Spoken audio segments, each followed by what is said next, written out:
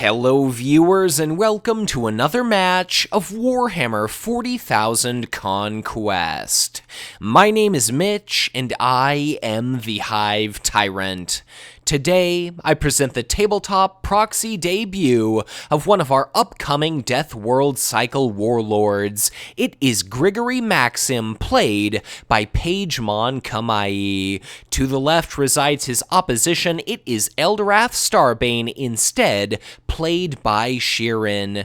Grigory starts off today's game with our initiative token, and his entire premise as a warlord is centered around being essentially a tank commander. Whenever one of his units takes damage, he's given the option of discarding a support card from hand as if it had a shield value of 1, or if you're instead shielding a tank, you treat that value as 2. And speaking of supports, it looks like Grigory has already managed to stumble upon a couple. He's got a copy of the zero-cost limited keyword troop transport, which you can sacrifice in order to pick a planet and put a 1/2 soldier trait guardsman token at your targeted location. Or if your chosen planet instead happens to possess a green strongpoint type icon, you end up putting 2 guardsman tokens into play, and that synergizes perfectly with the signature support in Grigory's HQ, the 2-cost clearing the path. So now, whenever our Astra Militarum faction player happens to win a battle at the planet where sits his warlord, he can exhaust his signature support in order to pick an Astra Militarum faction support in his discard pile and return it to play in his HQ. So we could potentially see Grigory being sent to planet number 2. He might end up winning a battle at that planet, and having first sacrificed that troop transport, he could then exhaust his signature support, return the troop transport to play, circumventing the limited keyword max 1 deploy per round restriction, and then he could well sacrifice troop transport again, and that might just be a total of 4 guardsman tokens all dumped onto the same planet. And considering that Taurus is going to be planet number 3, that 1-2 combo could be a fantastic opportunity for Grigory to kind of adjust his unit count on the fly, just so that he might be able to trigger Taurus or possibly prevent his opponent from doing the same. Just because, should you win a battle at that planet and you've got a lower unit count than your opponent, you're of course rewarded with your choice of 3 cards or 3 resources. But on Eldorath's side of the table, at planet number 2, we've got a copy of the 2-cost Vashya Trailblazer. It's a 2-command icon unit with 1 attack, 1 hit point. It has the mobile keyword, which means it's going to be rather elusive for our AM player to pin down and attempt to destroy. And at planet number 5, we've got a copy of the ubiquitous Earthcast Technician. For the cost of 1, it's got a command icon, 1 attack, 1 hit point, and as a reaction, after you play it, you look at the top 6 cards of your deck, you find either a drone trait card or an attachment you'd like, you reveal it to your opponent, and then you add that immediately to your hand. And just in case you missed it earlier, Shirin's choice happened to be a copy of Promotion. So bear in mind as we get ever closer to our command phase, planet number 1 is going to be Aatrox Prime, which allows you to pick the enemy HQ or an adjacent planet, and all enemy units at your chosen location are dealt 1 point of damage. That Vashya Trailblazer is kind of in a dangerous situation at present, but it's of course going to be able to shift itself around to avoid being destroyed thanks to that mobile keyword. Planet number 3, we've got a copy of Tallarn Raiders. That's going to be one of our warlord friends. For the cost of 1, it's a 1 command icon, 0-2 soldier trait unit, and whenever it happens to be at the same planet as a warlord, it gets a persistent +2 attack value bonus. Note that at planet number 4, we've got a copy of the Bealtan Guardians, 1 cost, 1/1, with a couple command icons. It also happens to be a warrior, and bear in mind that Shuriken Catapult is something we might see in this video, so for the cost of 2, that's an attachment you can ambush into play affixed to a warrior, and if that happens to be the case, then the Bealtan Guardians could potentially be attacking for 4. But At planet number 1, we've got a copy of a signature unit tossed out by Grigory. It's going to be Maksim's Squadron. So for the cost of 3, it's a 1 command icon 2/3, which isn't great. Like, those stats aren't amazing for what you're investing in that unit. But whenever you happen to use a shield card to prevent it from taking damage, you add 1 shield icon to that card. Because it counts as a tank, that means that Grigory can potentially discard a support. His ability means that you can shield for 2, and then Maksim's Squadron boosts that 2 up to 3. At planet number 3, we've got a copy of the Dire Avenger Exarch. It happens to be promoted, so for the total cost of 3, we've got a modified 3 command icon unit that has 2 attack, 4 hit points. It's another warrior, and so long as it's sitting there at a planet, whenever your opponent is declaring attackers, declaring defenders, one of your warriors has to be declared a defender if able. And of course, Eldorath himself is not a warrior. He's, I believe, an Aleatok Psyker. But it looks like both of our players are currently deciding where exactly they want to send their warlords. Keep in mind that Grigory could show up at, say, planet number 1, planet number 2, and if Eldorath is anywhere further down the line than Grigory, we could see the troop transport drop off a couple guardsman tokens at any one of the Legion green planets on the tabletop, and then clearing the path if Grigory wins a battle of his own, could return that troop transport into play, and then that might be 2 additional guardsman tokens at the same planet as Eldorath. But Grigory arrives at planet number 2, Eldorath shows up at planet number 3. Note that the Tallarn Raiders are going to be exhausted. Planet number 1 is going to be a card and a resource for Grigory. Planet number 2 is going to be a couple of cards for the 1/7 Grigory. The Vashya Trailblazer moves from planet 2 to 3, so it's not going to end up being destroyed. Aatrox Prime is going to be captured by Grigory, but he doesn't have any really eligible targets, so why bother activating it? Planet number 3 is going to be a card and a resource for Eldorath. Planet number 4 is going to be a card for Eldorath, and planet number 5 is going to be 1 resource for Eldorath. So thus far, that is going to be a red and a blue planet type icon added to the victory display of Grigory, or Pejhmon. Grigory himself is looking like he's going to be able to win that battle entirely uncontested at Barlas. Note that that troop transport was destroyed to put 2 guardsmen tokens into play at planet number 3, and Grigory is going to end up winning that battle at planet number 2, and that is a hell of a thing.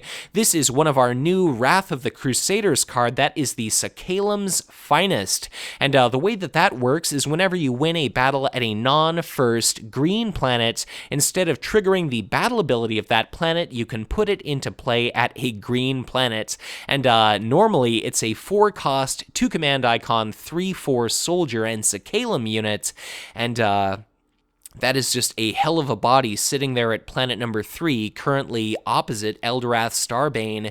And because Grigory managed to win a battle, clearing the path means that he was able to exhaust his signature support, return that troop transport to play, and now if things start to look a little bit hairy at planet number 3 for Maksim, he's got the opportunity to pop another troop transport and then create another couple of guardsman tokens.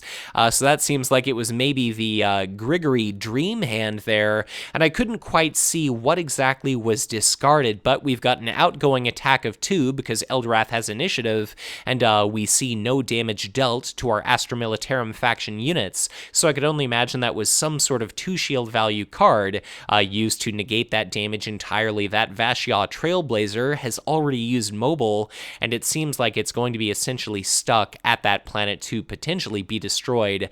We see that Sakalam's Finest attack at something. I would only imagine it's going to be the copy of Dire Avenger Exarch, because it's a reaction to use its ability, I believe, but you have to declare like a warrior as a defender, but regardless, the signature attachment of Eldorath Mobility was discarded as a shield, and that means it's going to deal out no damage whatsoever. Vashya Trailblazer attacks, Guardsman token takes a single point of damage. That same Wounded Guardsman token deals a point of damage to the now 3 hit points remaining Dire Avenger Exarch. We see Eldorath Starbane take a swing, and unfortunately we see another shield card that flew past the screen far too fast for me to catch. We've got that troop transport destroyed. That's going to be another couple guardsman tokens in play. That's going to be 2 attacks outgoing. And is that going to be shielded, or is that instead going to be a dead Dire Avenger Exarch? It's all up to Shirin. Will she use a shield card or not? Is it going to be worth sparing the life of that Dire Avenger Exarch just so it can retreat? And I suppose if it does retreat, that might end up being a much larger attack absorbed. Interestingly, we see a copy of the incredibly valuable drone defense system discarded as a shield, and that is just a hell of a thing. You affix that to either a vehicle or a pilot, and then you exhaust the attached unit to deal 2 points of damage to each and every exhausted enemy unit. So that would, under normal circumstances, be a fantastic answer to Grigory's swarms there, or Broderick War's swarms, or really anything along those lines, but without anything more appetitive than that Vashia Trailblazer as a target, it's not exactly the most useful card at the moment. It'd be much better if you had a Wild Rider Squadron, or a Viper, like a Wild Rider Viper, something along those lines. But our HQ phase has come and gone. Taurus is, of course, not activated by Grigory because he has far more units than does Eldorath. It looks like a total of 5 for Eldorath versus a total of 8 for our AM player. Our new 5th planet is going to be Farron. HQ phase meant that both of our players have 4 resources and 2 cards that they did not before. At our new 5th planet, the Route, a non-warlord unit planet, we've got a second copy of Bealtan Guardians tossed out by Eldorath, who now controls our initiative token. And now planet number 1 is going to be, we've got a copy of the Sakhalem Shrine Guard. So for the cost of 1, it's got a command icon. It's a 1/1. It's got the soldier trait, which means it's going to potentially enable Grigory to make use of Elysian Assault Team. And so long as it is sitting at a green strongpoint type icon possessing planet, it's going to get a printed +1 attack and +1 resource bonus.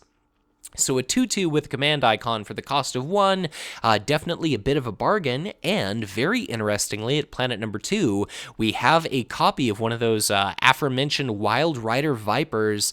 So it's a 5-cost elite vehicle. It can't equip any war gear, but it's got 2 command icons, an attack value of a staggering 5. It's got 4 hit points, it has the mobile keyword, and whenever a unit at its same planet moves to any other planet, you can just simply have the Wild Rider Viper pursue it. Interestingly, the Wild Rider Viper picks up a copy of the 0-cost hardpoint attachment Star Cannon, so now that Eldar faction vehicle is going to be able to attack for 5 Armor Bane, which is going to make it very threatening for the relatively squishy, albeit 7 hit point Grigory indeed. And note that at planet number 3, we've got one of our big boy tanks. That's going to be a Lehman Russ battle tank, a lovely alternate art version there. It's going to be a 5-cost elite vehicle, 4 command icons, 4 attack, and a rather respectable pool of 6 hit points. It may not exactly seem like much, but Grigory's signature event, Keep Firing, for the cost of 1, allows you to ready one of your tank trait units, and his signature attachment, Searchlight, you attach that to a vehicle for the cost of 1 resource. It gains an additional command icon, as if 4 was not already enough, and then you've got the kind of unusual choice of being able to exhaust your Warlord to move the attached unit to any planet you'd like. So even though Grigory doesn't exactly play a large volume of vehicles, he definitely tries to get a lot of utility and efficiency out of those few expensive vehicles he does play. And remember, each and every support in Grigory's deck, when used to shield that Lehman Russ, it is going to count as a 2 shield value card. And I guess, just for the hell of it, let's just throw it out there, kind of akin to a Fireblade Kyvray type effect.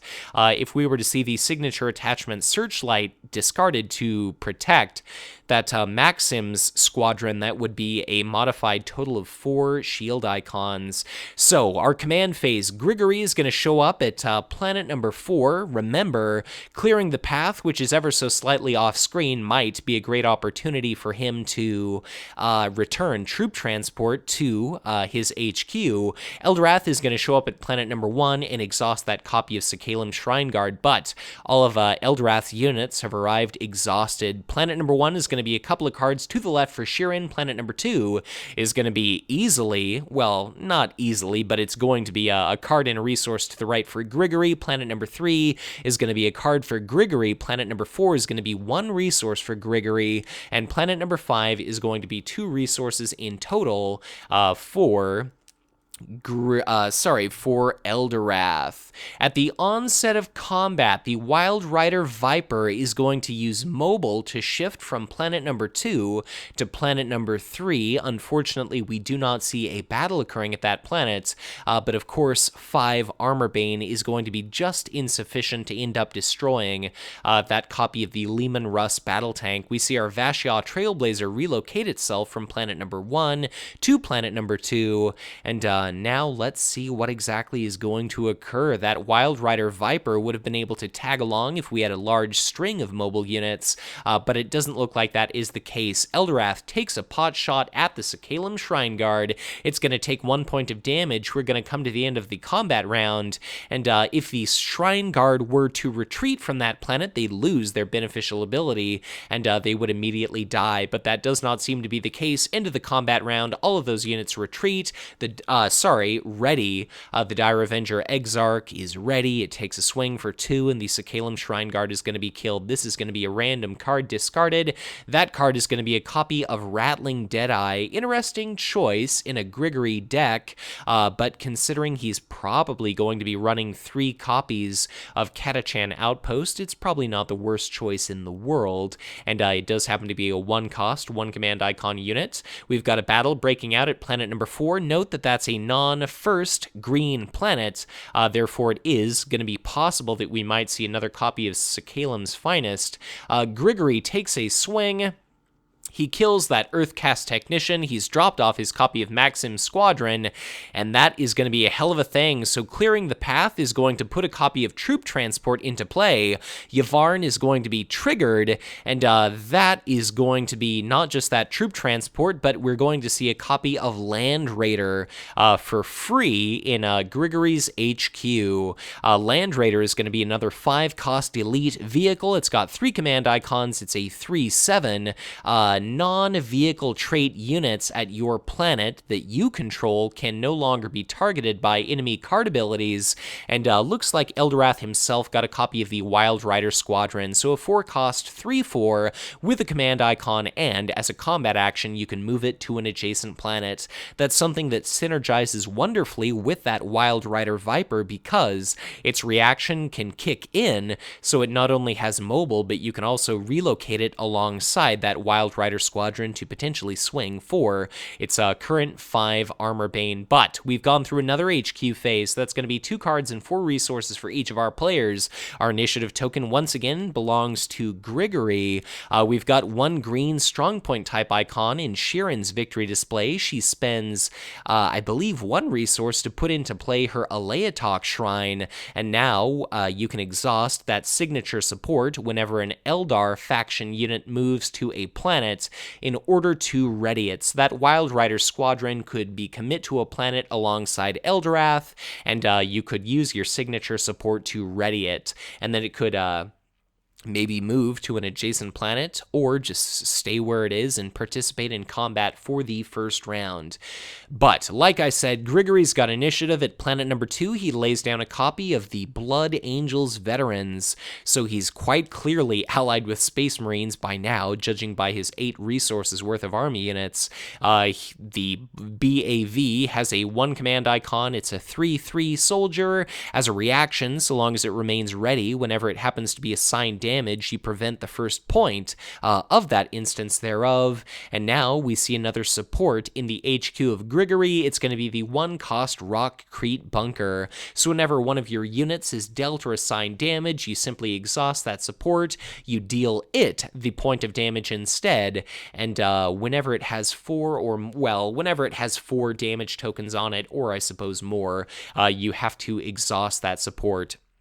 And speaking of supports, we see another Clearing the Path eligible support. It's going to be a fantastic combo here. This is Inquisitorial Fortress.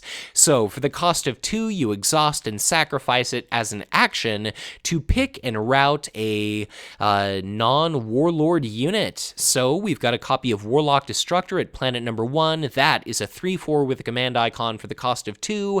It's a Psyker trait army unit, which means we might see Mind War used thanks to that unit. It's got a forced reaction where at the onset of your deploy phase, you have to invest an additional 1 resource in it or discard it.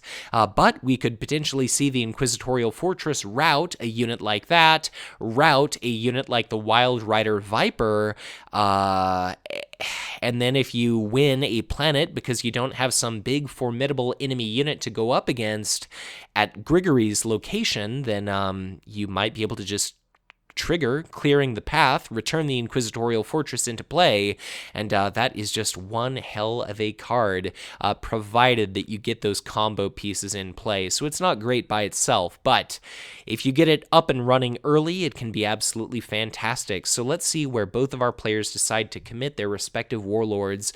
Planet number 1, we've now got a copy of the signature army unit for Eldorath. It's going to be a copy of the 3-cost, 3/3, 1 command icon Psyker, the Starbane's Council, and whenever it's attacking an exhausted enemy unit, it gets a +2 attack value bonus. So it itself swings for 5.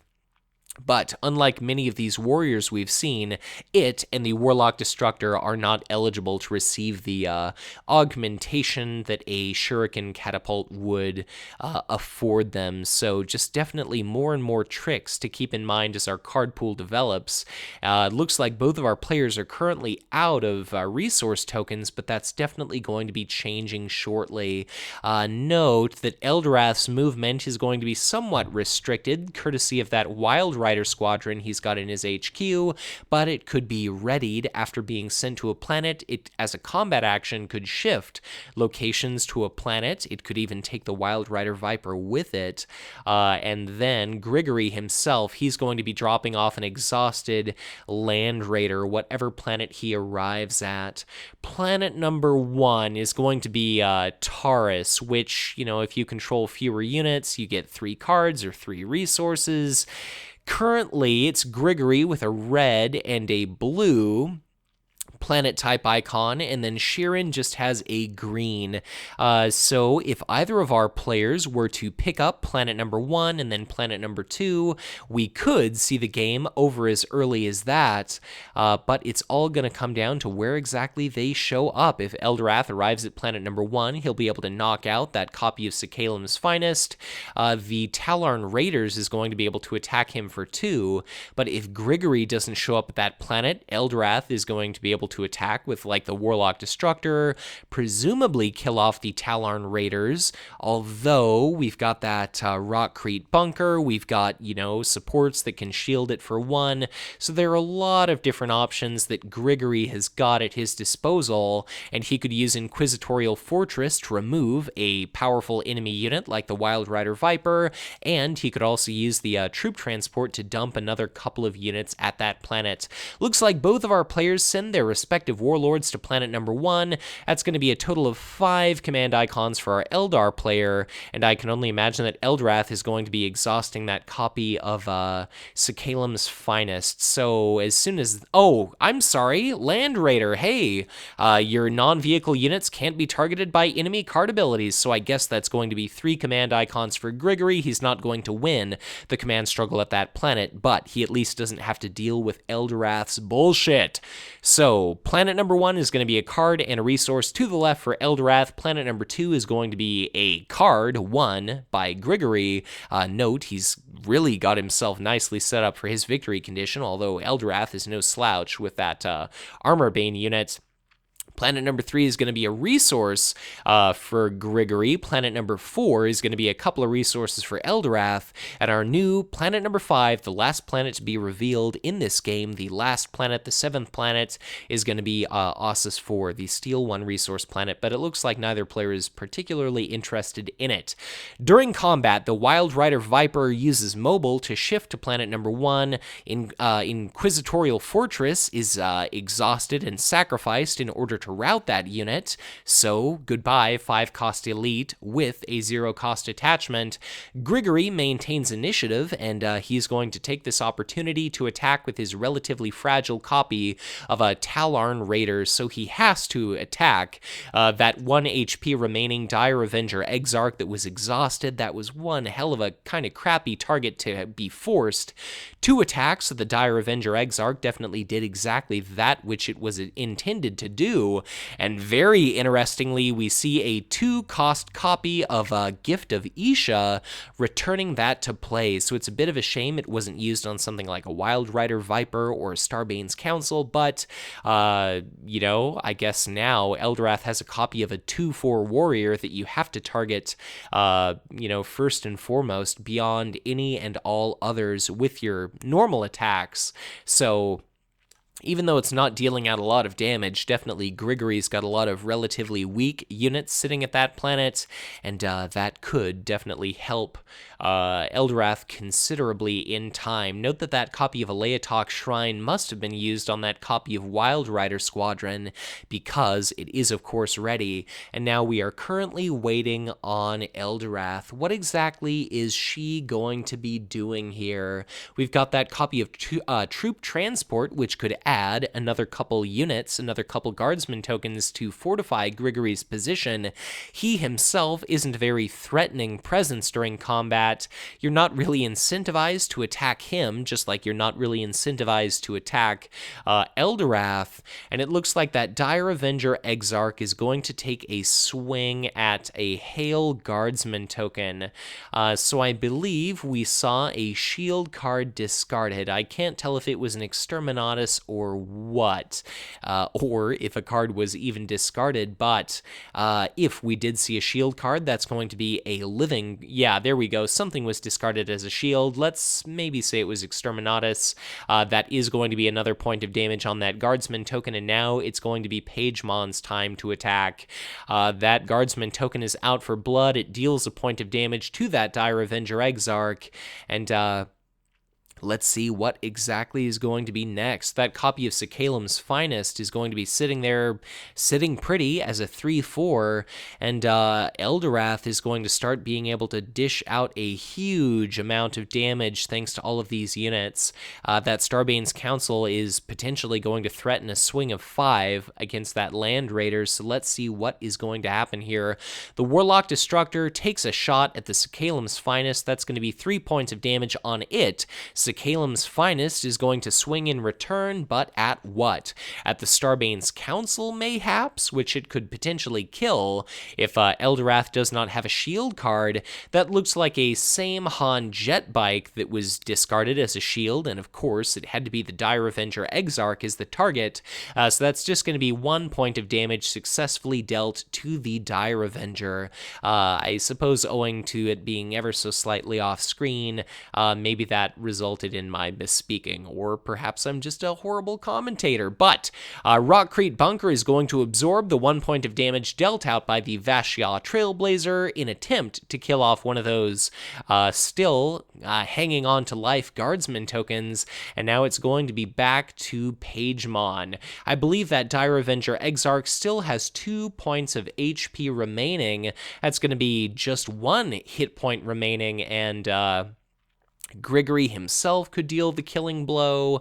I only see 1 resource token for each of our players. We've got Suppressive Fire, which could be an option for Grigory. I don't think it's particularly likely, but it would be awfully nice to use that to get rid of that copy of Starbane's Council, and then once that Dire Avenger Exarch is killed, we can start to deal out quite a bit of damage to some of these far more kind of frightening Eldar faction units. That Troop Transport could add another couple units to Grigory's arsenal when it comes to trying trying to pick some of them off.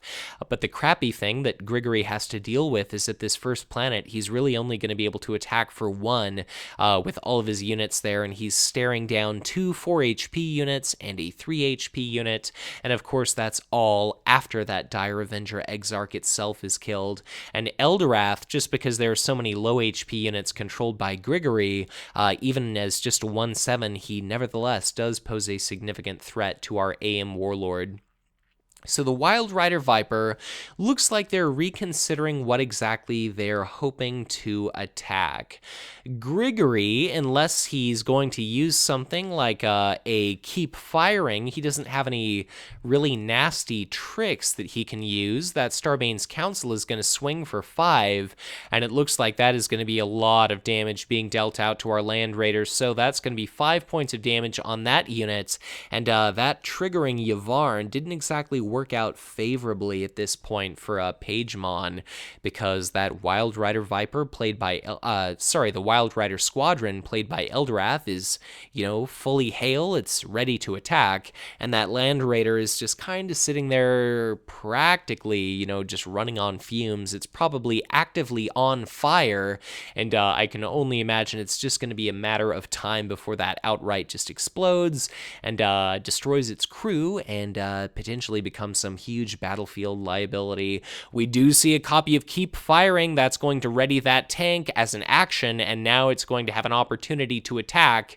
It might be able to kill that Starbane's Council, or otherwise, oh god, that's a copy of Nullify is going to cancel Keep Firing, so Eldorath is now exhausted.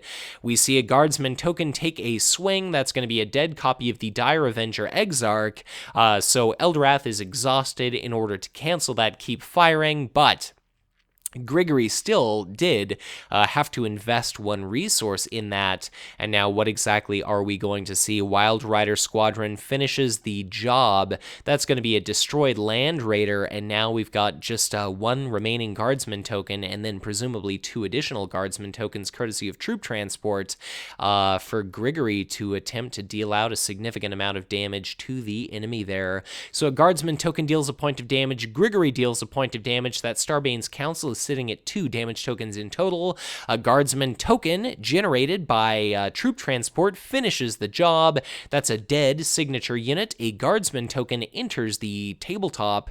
It's going to be a point of damage dealt to that Wild Rider Squadron, which at any point as a combat action can vacate the planet, so it's a little bit frightening to stack damage up on that unit as opposed to something along the lines of that Warlock Destructor, but in order to be able to win a battle at that planet, you've definitely got to chew through both. So Grigory has at this point got 6 Guardsman tokens, he's got initiative, so he's going to be able to attack with his Sacalum's Finest first, and I can only imagine that Eldorath is probably running relatively light on shield cards at this point, having spent a fair few of those, that Gift of Isha, a couple other events. And if the Sacalum's Finest is going to be able to kill a Wild Rider Squadron, that's definitely going to shift things in Grigory's favor, because even that Warlock Destructor, it's only going to be able to kill off 1 Guardsman token at most each swing, and 6 Guardsman tokens is still 6 points of damage, and it's nicely distributed as 6 individual instances thereof, as opposed to, the Warlock Destructor hitting 1 target for half as much. But looks like at the end of the combat round, Eldorath decides to retreat, and I wonder if this is going to end up costing Eldorath the game, because note that the Wild Rider Squadron uses its combat action to shift to planet number 2. Clearing the path is going to be active. Inquisitorial Fortress is going to be returned to play, and that is going to be Taurus. It's not, let's see, it's 1, 2, 3, 4, 5, 6 units controlled by Eldorath, so when, you've got an equal number of tokens compared to whatever your opponent has in their entire table, you're not going to be able to trigger Taurus, but that's regardless going to be a red and a green icon for Pejhmon. And now, as we move into our HQ phase, our current planet number 1, it's got a red material type icon that Grigory may need to be able to win this game here. So we've got a freshly played copy of Warlock Destructor at planet number 2. I believe the Warlock Destructor that retreated with Eldorath must have been discarded, or otherwise, perhaps I'm at a bit of a loss as to how that must have arrived at planet number 2, but I can only imagine that Shirin must have played another copy because the Warlock Destructor was clearly took up residence at planet number 1, but now both of our players are deciding where exactly they want to send their warlords. At planet number 1, we've got a second copy of Blood Angels Veterans, we've got a copy of Rattling Deadeye, a 1-cost 1/1 with a command icon and the ranged keyword. All of our units are going to be arriving at planet number 1. The Aleatok Shrine is going to be able to ready a friendly unit. Eldorath is going to be able to exhaust an enemy unit, and just look at what Grigory brought with him, so it's all going to come down to this. A drone defense system would be monumentally useful at this point, but Inquisitorial Fortress is going to provide a sterling opportunity to Pejhmon to be able to remove any problematic unit he'd like. Aleatok Shrine is going to ready that copy of Wild Rider Viper, so Pejhmon, why not blow up your Inquisitorial Fortress and remove that unit from play if you route it, because you're sacrificing a support. That's not even an event that you're using, and therefore it cannot be nullified. So yep, that's going to be Inquisitorial Fortress gone. Star Cannon on a 5 attack value unit is great when it actually has an opportunity to do something, but that's kind of the lamentation of the elites. Until we get something along the lines of Backlash, they're definitely a little bit of a liability to you just because they require such a huge investment of resources. Planet number 1, by the way, is going to be a card. I think that was one. I'm not actually sure who won that. I think it was Eldorath, actually, thanks to that Wild Rider Vipers. That's one card for him. Planet number 2 is going to be a resource to the right for Pejhmon. Planet number 3, by the way, is going to be a couple of resources for Shirin. Planet number 1, during the ranged skirmish round, I wanted to make sure to touch on our command struggles. The Rattling Deadeye takes a pot shot. That's going to be that dead copy of the it was a Bealtan Guardians that it successfully managed to kill. So, Eldorath has got a fair few resources, but the top card of Shirin's discard pile, in regard to Eldar faction units, is going to be a Bealtan Guardians, and that's not exactly the most appetitive target to use Gift of Isha to return to play. We've got an exhausted Lehman Russ battle tank, but we could see that one resource Pejhmon has, fund a Keep Firing to ready it and allow it to swing. The Sakalam's Finest is going to be destroyed by that Wild Rider squadron, and now that's going to be Grigory himself taking a swing at... No, perhaps it is not. Yes, it perhaps is. Grigory is going to be attacking the Vashya Trailblazer, and it is going to be killed. And now it's just going to be a damage 3/4, a 3/4, and then Eldorath himself attempting to stop the onslaught of Grigory here. And something tells me that Eldorath is not going to have much luck in attempting to do so. Warlock Destructor kills a token. Blood Angels Veterans deals 2 points of damage to a Wild Rider squadron thanks to the timely interjection of a copy of Foresight. Eldorath attempts to kill another token. That's going to be Rockcrete Bunker blocking that attack. Blood Angels Veterans takes a swing. That's going to be a dead Wild Rider squadron, and it looks like that is going to be the GG right there. So good game, well played. Congratulations to Pejhmon Kamaie for managing to win against the likes of Eldorath Starbane with our upcoming proxied Death World Cycle 4th Astra Militarum faction warlord, Grigory Maksim. Do bear in mind, the final gambit has yet to be released at the recording of this video, and we also have the Jungles of Nectivus and Unforgiven, the first 2 war packs of the Death World Cycle that lay between when I'm publishing this video and when Grigory Maksim finally becomes, released at retail and available to anyone to play. So I can only imagine that he has a great many more tools and instruments laying in wait for him. He did a great job with this match. You definitely saw the strength inherent to that clearing the path and, Astra Militarum faction support of choice. So this was a hell of a game, but, thank you for viewing. Thank you to Pejhmon for sending in this footage, and of course, as always, very well played by Shirin.